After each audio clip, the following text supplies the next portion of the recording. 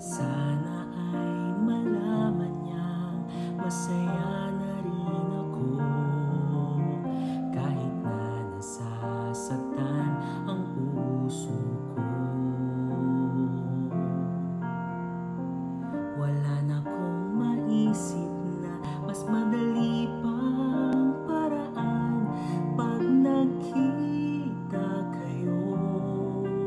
Pakisabi na lang, pakisabi na lang na mahal ko siya, di na baling may mahal siyang iba. Pakisabi wag siyang